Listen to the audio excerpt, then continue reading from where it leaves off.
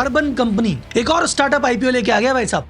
ये ओला और पेटीएम के जैसे नीचे जाएगा या जोमेटो जैसे ऊपर जाएगा, जानते हैं आज के वीडियो में। ये कंपनी करती क्या है, इस कंपनी की स्ट्रेंथ क्या है, इस कंपनी की वीकनेस क्या है, इसके फाइनेंशियल क्या कहते हैं, सेल क्या कहती है, प्रॉफिट क्या कहता है, इसका फ्यूचर ब्राइट है या बुझी हुई लाइट है, और सबसे इंपॉर्टेंट ये लिस्टिंग में कमा के देगी कि नहीं, ये लॉन्ग टर्म में कमा के देगी कि नहीं, और इस आईपीओ को अप्लाई करना है या अवॉइड, सब बताएगा आपका भाई राहुल। तो इस वीडियो में कंपनी का business model, financial, short analysis सब करेंगे और लास्ट में मैं दूंगा मेरी राय कि मैं इस कंपनी को 10 में से कितने नंबर देता हूं। तो अर्बन कंपनी की इलेक्ट्रिशियन, प्लम्बर और ब्यूटिशियन की आर्मी स्टॉक मार्केट पे धूम बचाएगी कि नहीं, जानते हैं। अपनी मेहनत की गाड़ी कमाई किसी भी कंपनी में इन्वेस्ट करने से पहले अपनी जिंदगी के 10 मिनट इस वीडियो में इन्वेस्ट कर देना, आपका फायदा ही फायदा है, क्योंकि हम इस चैनल पे कॉम्प्लेक्स मैटर को देसी भाषा में समझाते हैं और इन्वेस्टर को स्मार्ट बनाते हैं। तो जनता जनार्दन की जय बोल के करते हैं वीडियो की शुरुआत।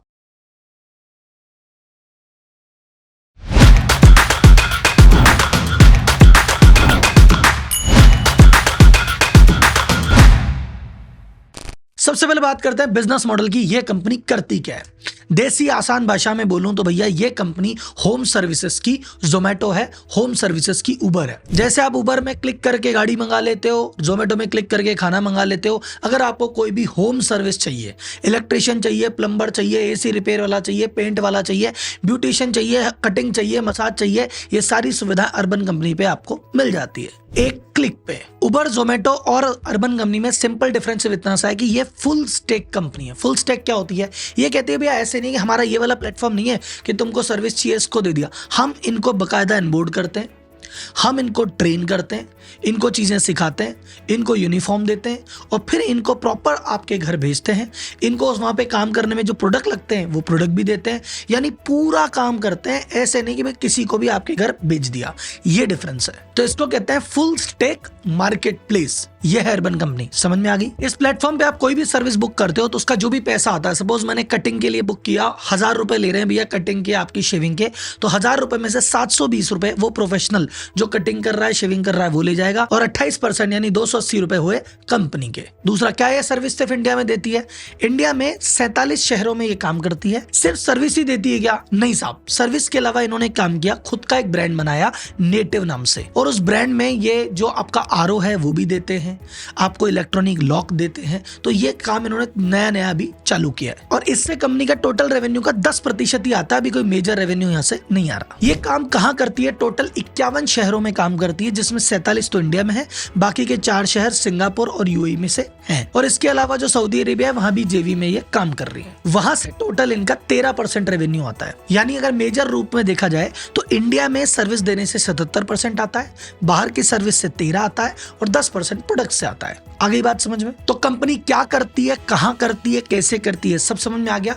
अब चलते हैं कंपनी के फाइनेंशियल पे, इसके बाद चलेंगे इसकी स्ट्रेंथ और वीकनेस पे, लास्ट में देंगे वर्डिक्ट। सबसे पहले बात करें रेवेन्यू की तो वो रेगुलर बेसिस पे बढ़ रहा है। 2023 की बात करें 636 करोड़ का रेवेन्यू, 24 में आ गया 828 करोड़ यानी बढ़ गया साहब, फिर अभी 25 में आ गया 1144 करोड़ और यहाँ भी बढ़ गया, यानी रेगुलर बेसिस पे रेवेन्यू बढ़ रहा है। बहुत अच्छी बात है, फुल नंबर 2 अर्बन कंपनी। अब बात करते हैं प्रॉफिट की। भाई स्टार्टअप है तो कहां से आएगा प्रॉफिट, तो 2023 में था 312 करोड़ का लॉस, 636 करोड़ के रेवेन्यू पे, समझ जाओ। नेक्स्ट ईयर इन्होंने रेवेन्यू बढ़ाया, बहुत अच्छा काम किया, लॉस कम किया, वो भी बहुत अच्छा काम किया, लॉस रह गया मात्र 92 करोड़ का। इस साल भैया ये प्रॉफिट लेके आ गए 240 करोड़ रुपए का। तो आप बोले राहुल जी मजा आ गया, क्या बात है, लेकिन ये 240 करोड़ में एक जो आइटम है वो है 211 करोड़ रुपए का एक टैक्स एडजस्टमेंट है, जिसके चक्कर में ये प्रॉफिट बढ़ा है। एक्चुअल प्रॉफिट तो लगभग 29 करोड़ ही है, लेकिन कैसे भी कहो प्रॉफिट में तो आ गई है। अच्छा, मेरी एक अपील है सभी स्टार्टअप कंपनियों से, आपको सबको आईपीओ लाना चाहिए। क्यों, क्योंकि जैसे आप आईपीओ का अनाउंसमेंट करते हो, पता नहीं चमत्कार से, जादू से प्रॉफिट प्रकट हो जाता है। कंपनियों में लॉस चल रहा है 5 साल, 10 साल, 20 सालों से, और आईपीओ की बात आते ही फट से प्रॉफिट आ जाता है। तो सब आईपीओ घोषित करो, सब प्रॉफिटेबल हो जाओ, यही मेरी दुआ है। ये कैसे करते हैं हमें क्या पता भाई साहब, ये तो इन्हीं से पूछेंगे। अभी चलते हैं कंपनी की स्ट्रेंथ पे, फिर आएंगे वीकनेस पे, फिर आएगा प्रेडिक्शन। तो सबसे पहली स्ट्रेंथ भैया, जो अच्छा काम है उसको अच्छा बोलना चाहिए। इनका प्रेजेंस अच्छी है, इनका ब्रांड रिकॉल अच्छा है। जैसे अपन कहते हैं ना भाई, फूड ऑर्डर करना है तो हमको स्विगी जोमेटो याद आता है, हमको अगर जाना होता है तो गाड़ी चाहिए होती है तो उबर ओला याद आता है। वैसे अगर होम की सर्विस चाहिए होती है, सबसे पहला नाम अर्बन कंपनी ही आता है। अगर कई लोग कंफ्यूज हो रहे हैं, एक अर्बन क्लैब भी कंपनी थी, ये अर्बन क्लैप ही है जिसका नाम बदल के अर्बन कंपनी हो गया है। तो हमने इसके टीवी पे एड्स भी देखे हैं, हमने कईयों ने इससे सर्विस भी ली होगी। तो ब्रांड का नाम है, ब्रांड का रिकॉल है, इन्होंने एक चीज डेवलप की है ये तो मानते हैं। और अपने एरिया में इस ऑर्गेनाइज सेक्टर में काम करने वाली सबसे बड़ी कंपनी है, मार्केट लीडर है, ये बात भी इनकी पॉजिटिव में जाती है। सेकंड चीज, जैसा अपन ने बताया कि अपने मार्केट की लीडर है, इनके प्लेटफॉर्म पे टोटल 54,000 से ज्यादा प्रोफेशनल आज की डेट में रजिस्टर्ड है, जो कि अर्बन क्लैप के द्वारा अपनी सेवाएं देते हैं। देखो आज की डेट में इंडिया में धीरे धीरे गिग इकोनॉमी बढ़ रही है। आदमी कह रहा है 10 से 6 की बंधी नौकरी नहीं करनी, मैं तो मेरी मर्जी का मालिक हूं, जब चाहूंगा जैसे काम करूंगा। ऐसे जो लोग हैं उनको अर्बन कंपनी बहुत अच्छा प्लेटफॉर्म देती है कि भैया तुम्हें रेगुलर बेसिस पे धंधा हम दे देंगे। तो प्रोफेशनल को रेगुलर बेसिस पे धंधा मिल जाता है, उनका अपना मर्जी से वो काम कर लेते हैं। और एज पर सर्वे जो नॉन प्रोफेशनल रजिस्टर्ड नहीं है उनकी तुलना में इनके प्रोफेशनल 30 से 40% ज्यादा कमाते हैं। तो एक कमाई का अवसर देना है, गिग इकोनॉमी को बढ़ावा दे रहे हैं, जो कि बहुत अच्छी बात है और सबसे बड़ा नेटवर्क लेके बैठे हैं, which is a good thing. Third चीज जो इनके फेवर में जाती है, फुल स्टेक है। ये ऐसे नहीं करते कि हमने जो भी अपनी सर्विस देना चाहता है उसको रजिस्टर्ड कर दिया, उसको बकायदा ऑनबोर्ड करते हैं, उसको बकायदा ट्रेन करते हैं, किट देते हैं, यूनिफॉर्म देते हैं, उसकी क्वालिटी मेंटेन रखते हैं, उसकी रेटिंग देखते हैं कौन आदमी कैसा। तो ये फुल स्टेक है, तो इससे कस्टमर को भरोसा रहता है कि मेरे पास जो बंदा आया कंपनी का देखा दिखाया, कुछ मेरे साथ गलत वारदात नहीं होगी। चौथी चीज जो इनके फेवर में एक और जाती है वो है असेट लाइट प्लेटफॉर्म, क्योंकि खुद के लोग नहीं है, लोग तो दूसरे ही है, तो बस ट्रेन ही तो कर रहे हैं। तो ये कभी भी कितना भी स्केल कर सकते हैं। आज 54,000 लोग हैं, कल को ये चाहे तो इसमें जोड़ के 54,000 और जोड़ के 1 लाख पे भी जा सकते हैं। तो स्पीड फास्ट हो सकती है। अगर खुद के एम्प्लॉय होते, खुद का काम होता तो जोड़ने में धीरे धीरे टाइम लगता। तो खुद का कुछ नहीं है, बस प्लेटफॉर्म है। जैसे उबर गाड़ियां नहीं रखता और जोमेटो रेस्टोरेंट नहीं रखता, सेम हिसाब है। इतने टाइम से लॉस कर रहे थे, आज जाके फाइनली प्रॉफिट हो गया। तो ये देखा जाए तो पॉजिटिव चीज है, लेकिन अगर ये मेंटेन रहे तो पता चला आईपीओ के लिए इस साल ही हुई थी, अगले साल फिर लॉस में आ जाए, उसका कोई कह नहीं सकता। ये 4 कंपनी के लिए पॉजिटिव चीजें तो थी, और 3 चीज और है जो कि कंपनी के लिए पॉजिटिव है, पर वो कंपनी वाली बात नहीं है, वो इंडस्ट्री वाली बात है कि इंडस्ट्री ऐसा बिहेव कर रही है, तो इंडस्ट्री इनके लिए पॉजिटिव है। ये जो इंडस्ट्री है कि जहां पे आदमी ऑर्गेनाइज तरीके से ऐप पे घर पे बुलाता है, ये टेक्नोलॉजी धीरे धीरे बढ़ेगी, ये क्लियर संकेत है। और मैं आपको समझाता हूँ कैसे। हमारे ज्वाइंट फैमिली है भैया, सब साथ में रहते हैं, क्लोज मोहल्ले में, सब जानते हैं, एक दूसरे से इनफॉर्मल बिहेवियर होते हैं, ठीक है। आज इलेक्ट्रिशियन का काम हो गया, अरे बुला लाओ पप्पू को, प्लम्बर का काम आ गया, अरे बुला लाओ शामू को, सबको सबके पास एक एक आदमी का नंबर सेव है। लेकिन अब धीरे धीरे ज्वाइंट फैमिलियां टूट रही है, न्यूक्लियर फैमिलियां बन रही है, और न्यूक्लियर फैमिलियां जो बन रही है उनके पास ये कोई पप्पू वप्पू नहीं होता। अब छोटे शहरों में जहाँ माता पिता दादा दादी वहां सब व्यवस्था है, लेकिन जब ये बच्चे कमाने बैंगलोर चले गए, पुणे चले गए, मुंबई चले गए, वहां ये किसी को नहीं जानते साहब। डिस्पोजेबल इनकम बढ़ गई, धीरे धीरे इंडिया की कमाई बढ़ने लग गई है। तो हम कहते हैं ना, पहले तुम पैसे बचाने के लिए खुद भगते थे, खुद जुगाड़ कर देते, पैसे बढ़ गए, लेगा 500 ले लेगा, काम करो, ये फेवर में जाती है कंपनी के। तीसरा, गांव में ऐसी जरूरत नहीं होती, गांव में सबके अपने अपने जुगाड़ होते हैं, शहरों में कोई किसी को नहीं जानता, तो शहरों में इसका बेनिफिट काफी अच्छा मिलेगा, और भारत में शहरीकरण बढ़ भी रहा है। प्लस आजकल की जो जनरेशन है वो टेक सेवी है, जेन ज़ी है, वो किसी को नहीं जानता, वो हर चीज के लिए ऐप का बटन दबाता है, तो ये चीज इनके फेवर में जाती है। और धीरे धीरे गिग वर्कर भी बढ़ रहे हैं। पहले लोग स्टेबल नौकरी चाहते थे 10 से 6 की, अब बोलते हैं मजदूरी नहीं करनी, हम तो खुला काम करेंगे। ये गिग इकोनॉमी बढ़ रही है, इसका बेनिफिट भी कंपनी को मिल सकता है। तो ओवरऑल क्या है, इंडस्ट्री में बहुत सारी पॉजिटिव चीजें हैं जो कंपनी को सपोर्ट देगी। ये कंपनी की ताकत नहीं है, इंडस्ट्री की ताकत है, जिससे कंपनी को फायदा होगा। एक और चीज जो इनके फेवर में जा सकती है, इंडस्ट्री में जो ऑर्गेनाइज्ड इस तरह का काम करने वाला मार्केट है वो अभी लेस देन 1% है। 0.80% लोग ही हैं जो ऑर्गेनाइज तरीके से काम कर रहे हैं। 99% जो मार्केट है ना, ये भी खुला ही चल रहा है कि मैंने जाके मेरे नाई को बोल दिया कि भैया तू आ जाना यार, मैंने जाके प्लम्बर को बोल दिया भैया आ जाना। अभी भी देसी तरीके से काम कर रहे हैं, ऑर्गेनाइज तरीके से 1% से भी कम हो रहा है। तो ये देखा जाए तो नेगेटिव है कि अरे बताओ 1% से भी कम मार्केट है, लेकिन देखा जाए तो यही पॉजिटिव है कि जब ये बढ़ेगा तो इसमें स्कोप कितना है आप ये देखो। इन एक और चीज जो कंपनी आज नहीं कर रही है, लेकिन एक पॉसिबिलिटी ये करेगी, तो इससे रेवेन्यू प्रॉफिट दोनों बढ़ सकता है। ये क्रॉस सेल अपसेल, क्योंकि धीरे धीरे करके इन्होंने सर्विसेज बढ़ाई ना। पहले आरओ तो नहीं बेचते थे, पहले तो एसी की सर्विस नहीं करते थे, तो जैसे जैसे चीजें बढ़ेगी, इनके पास अगर बेस कस्टमर का बन गया तो ये हर बार सर्विस एडेड करके अपना रेवेन्यू प्रॉफिट दोनों बढ़ा सकते हैं। ये कंपनी के लिए स्ट्रेंथ है। अब आता है कंपनी की वीकनेस पे। कंपनी की सबसे बड़ी वीकनेस जो मैं आज की डेट में कहता हूं, जो हर स्टार्टअप में होती है, कॉमन ही है, हिस्ट्री ऑफ लॉसेस। कि आईपीओ का जिक्र होते ही प्रॉफिट आ गया है, उससे पहले नहीं था, और अब आईपीओ आने के बाद भी अगले साल रहेगा नहीं रहेगा पता नहीं है। तो हम अगर बोले कंपनी का भाई अनुभव कितना, बोले 10 साल का, प्रॉफिट का अनुभव बोले 1 साल का, तो 9 साल तो लॉस ही था ना। तो आगे क्या होगा पता नहीं है। इस चक्कर में ये कंपनी का एक बहुत बड़ा नेगेटिव है।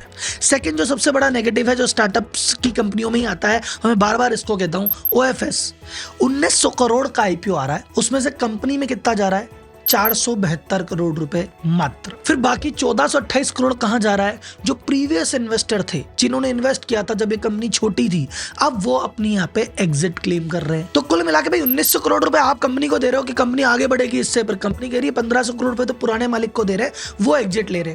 तो जो पुराने लोग जिन्होंने बैक किया, जिन्होंने जीरो से उठा के यहाँ तक बनाया, वो कह रहे हम तो चले, हमारा तो हो गया। तो फिर सवाल ये आता है कि भैया कंपनी की ग्रोथ कहां से आएगी? तुमने 472 करोड़ रुपए लिए, आपने कहा सर इसमें 190 करोड़ टेक्नोलॉजी पे लगाएंगे, बहुत अच्छी बात है। 90 करोड़ रुपए मार्केटिंग में लगाएंगे, बहुत अच्छी बात है। 72 करोड़ के ऑफिस खोलेंगे, बहुत अच्छी बात है। बट अगर ये बाहर नहीं जाता पैसा, वो 1472 करोड़ जो बाहर गया वो नहीं जाता, तो ये पैसा यहाँ लगता तो और कितनी ग्रोथ आती, ये मेरा सवाल है। थर्ड चीज जो बिजनेस मॉडल रिलेटेड समस्या है वो ये है साहब की सर्विस प्रोफेशनल पे डिपेंडेंसी है। देखो साहब, उबर कितनी ताकतवर है, जितने उसके बाद ड्राइवर है उतनी ताकत है। अगर ड्राइवर चलेगा तो उबर क्या करेगी? जोमेटो के पास ताकत क्या है? रेस्टोरेंट है तो ताकत है, रेस्टोरेंट चलेगा तो जोमेटो क्या करेगा? तो इनकी ताकत क्या है? प्रोफेशनली तो है। और इंडिया तो आप इंडियन वाले तो जानते ही हो। अगर मैंने अर्बन क्लैब से एक बंदा बुलाया और मैंने उससे कटिंग कराई और मुझे मजा आ गया, भैया तो बढ़िया कटिंग करता है, एक काम कर तेरा नंबर दे जा, अगली बार तेरे को सीधे ही बुला लेंगे।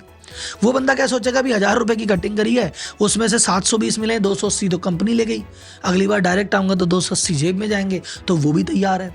तो कई ऐसे केसेस में होता है कि अर्बन कंपनी कहती है कि यार हम चाहते हैं रिपीट बिहेवियर आए, कई जगह आता भी है, पर बहुत सारे प्रोफेशनल्स ऐसे हैं जो एक बार सीधी बातचीत कर लेते हैं। तो ये कंपनी का कि कंपनी मेहनत कर करके लोगों को जोड़े जा रही है और लोग डायरेक्ट हो जाएंगे, तो फिर कंपनी ग्रोथ कैसे करेगी? That is one question. चौथा, नेगेटिव पब्लिसिटी। ये पब्लिक कंपनी है, इनकी पॉजिटिव वर्ड बहुत ज्यादा होता है, पर नेगेटिव उससे 10 गुना ज्यादा होता है। जोमेटो ने अच्छी सर्विस दी, सब जानते हैं, लेकिन जोमेटो के एक बंदे ने खाना खा लिया था, याद है आपको, वीडियो वायरल हुई थी, उसके बाद से नेगेटिविटी आ गई, लोग बाग दूर भग गए।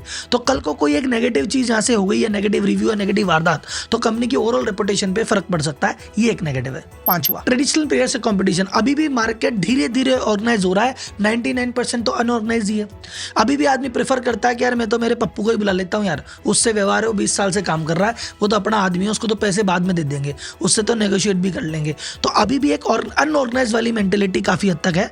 बड़े शहरों में तो लोग ऑर्गेनाइज हो रहे हैं धीरे धीरे, पर छोटा शहर लार्जली जहां इंडिया बसता है वो भी अनऑर्गेनाइज्ड ही है, और आने वाले सालों में कब सुधरेगा पता नहीं है। और प्लस ऐसा है कि इस सेक्टर में अभी अर्बन कंपनी अकेली है, पर हो सकता है आगे जाके जो बाकी स्टार्टअप्स है, जोमेटो इस तरफ आ जाए, स्विगी इस तरफ आ जाए, तो और भी लोग प्रयास कर रहे हैं, एक नया प्लेयर भी पैदा हो सकता है इनकी सक्सेस को देखते हुए, तो वो इनके लिए एडिशनल कंपटीशन होगा। कंपटीशन में एक बात है, सपोज मान लो ये अपना एक शहर में शांति से काम कर रहे हैं, उसमें पैसा कमा रहे हैं, सब बढ़िया। उस शहर में जैसे ही एक नया कॉम्पिटिटर कूदा, इनको 2 खर्चे करने पड़ जाएंगे। एक, अपने प्रोफेशनल को रोकने का, क्योंकि नई कंपनी आएगी तो इन प्रोफेशनल को, अगर कहते हैं ना कि प्रोफेशनल को कहते हैं 72% तेरा, 28 हमारा।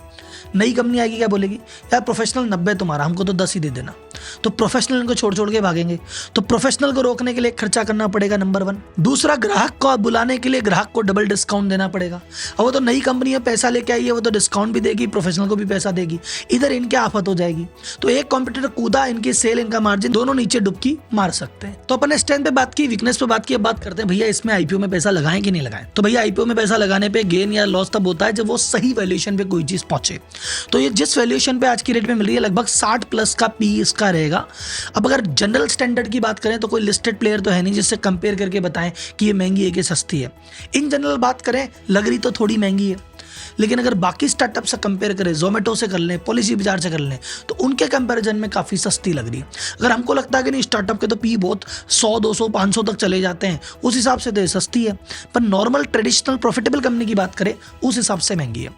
बाजार की बात करें तो बाजार में तो देखो, कोई भी B2C कंपनी जिसका बाजार में नाम होता है, अगर उसका IPO आता है तो एक्साइटमेंट रहता ही है, इसलिए इसका GMP 30 से 35% तक चल रहा है। तो उम्मीद है मोटा मोटी कि लिस्टिंग पे तो एक बार गेन दे जाए, लेकिन GMP पे आप पूरा भरोसा नहीं कर सकते, हो सकता है GMP आ जाए, GMP कल ना रहे, बट मोटा मोटी संभावना लिस्टिंग गेन तो लग रही है। लेकिन अगर लॉन्ग टर्म की बात की जाए तो लॉन्ग टर्म में ऐसा कुछ नहीं लग रहा कि यार फोड़ेगी ही फोड़ेगी, जाएगी ही जाएगी। जाने की संभावना है, जा सकती है, अच्छा बेस है, लेकिन जाएगी कि नहीं जाएगी उस पर बहुत सारे फैक्टर्स हैं। तो लॉन्ग टर्म पे भी एक क्वेश्चन मार्क मैं मानता हूं। मेरे से अगर पूछे कि भैया 10 में से कितने नंबर देते हैं, मैं 10 में से इस कंपनी को मोटा मोटी 6 नंबर देता हूं। 4 नंबर मैं किस बात के काटता हूं? पहली बात, OFS स्टार्टअप में मुझे हमेशा ये प्रॉब्लम है कि 1900 करोड़ हम आपको दे रहे हैं, 1500 करोड़ तो आप बाहर ही ले गए, फिर कंपनी में छोड़ा ही नहीं, इसलिए मैं नहीं दे रहा। 1 नंबर इस बात का काटता हूं मैं। सेकंड नंबर इस बात का कि भाई तुम आज की डेट में मार्केट लीडर हो, विनर हो, पर क्लियर विनर नहीं हो कि भाई कुछ भी हो जाए इसको तो हिला ही नहीं सकता। एक जरा सा कंपटीशन आया, एक जरा सी कंट्रोवर्सी हुई, कंपनी धड़ाम से नीचे जा सकती है, तो ऐसा रिस्क अपन नहीं लेते। 1 नंबर इस बात का काटा कि लॉस की हिस्ट्री लेके बैठे हैं, और चौथा नंबर इस बात का काटा कि भाई साहब ये जो है ना, स्टार्टअप कंपनियों में हमेशा यही रहा है कि कभी बहुत ऊपर कभी बहुत नीचे, ये ऊपर नीचे वॉलेटिलिटी होती है वो अपन को समझ नहीं आती। एक नंबर उस बात का घाटा। बाकी फाइनली मैं कोई रिसर्च एनालिस्ट नहीं हूँ, मैं कोई सेबी रजिस्टर्ड नहीं हूँ, मैं कोई एक्सपर्ट नहीं हूँ कि मेरी बात आपको माननी ही माननी है। मेरी बात से आप थोड़ा सा आइडिया लगा लो, बाकी अपने एक्सपर्ट की सुनो, रजिस्टर्ड लोगों की सुनो, RHP पढ़ो, अपना पूरा दिमाग लगाओ, फिर अपनी मेहनत का पैसा कहीं लगाओ। तो ये था मेरा एनालिसिस। आपको किसी और IPO पे एनालिसिस करना है मुझे कमेंट बॉक्स में बताइए। तो वीडियो कैसा लगा मुझे बताइए, क्या सबसे अच्छा लगा वो बताइए, क्या सबसे खराब लगा वो बताइए, क्या इसमें ऐड होना चाहिए वो मुझे बताइए, क्योंकि अब रेगुलर बेसिस पे IPO रिव्यू की वीडियो आते रहेंगे। तो अगले हफ्ते फिर मिलेंगे किसी नए IPO रिव्यू के साथ, एक नई वीडियो के साथ, क्योंकि इन्वेस्टर को स्मार्ट बनाने का जो मिशन है वो जारी रहेगा। तो अगली वीडियो में फिर मिलते हैं, तब तक के लिए धन्यवाद। जय हिंद।